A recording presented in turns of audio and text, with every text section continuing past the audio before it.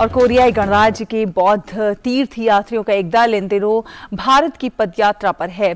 9 फरवरी को सारनाथ से शुरू हुई ये पदयात्रा 43 दिनों में भारत और नेपाल के उन पवित्र स्थलों का भ्रमण कर रही है जहां पर भगवान बुद्ध के चरण पड़े थे। इस क्रम में वो बिहार के कैमूर का दौरा किया। आइए आपको दिखाते हैं।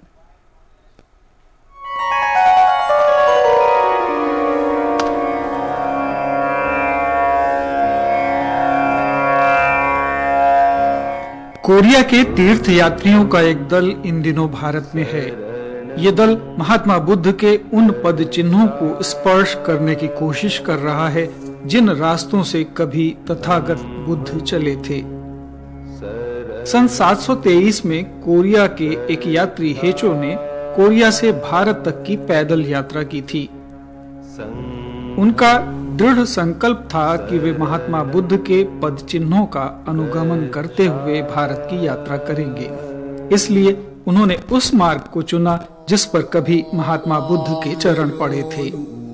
इसके लगभग 1300 साल बाद कोरियाई बौद्ध तीर्थ यात्रियों का एक दल फिर से महात्मा बुद्ध के पद चिन्हों पर चल रहा है। ये पल इस दृष्टि से भी ऐतिहासिक है क्योंकि इसी साल कोरिया गणराज्य और भारत की मित्रता के 50 साल पूरे हुए हैं। इस यात्रा को संगवाल सोसाइटी वॉकिंग पिलग्रिमेज कहा गया है। यात्रा 9 फरवरी को वाराणसी के सारनाथ से शुरू होकर अब बिहार पहुंच गई है। बिहार में भभुआ के रास्ते ये तीर्थ यात्री सासाराम, बोधगया, राजगीर, वैशाली, मुजफ्फरपुर और गोपालगंज होते हुए कुशीनगर जाएंगे। कुशीनगर से ये पदयात्रा नेपाल में प्रवेश करेगी जहां श्रद्धालु लुम्बिनी में महात्मा बुद्ध से जुड़ी जगहों को देखेंगे। इसके बाद ये वापस उत्तर प्रदेश के सिद्धार्थनगर आएंगे जहां वे कपिलवस्तु का भ्रमण करेंगे। इस तरह से बौद्ध श्रद्धालु कुल 43 दिनों में 1167 किलोमीटर की पदयात्रा करके उन सभी स्थानों को देखेंगे जो महात्मा बुद्ध के जीवन और दर्शन से जुड़े हुए हैं।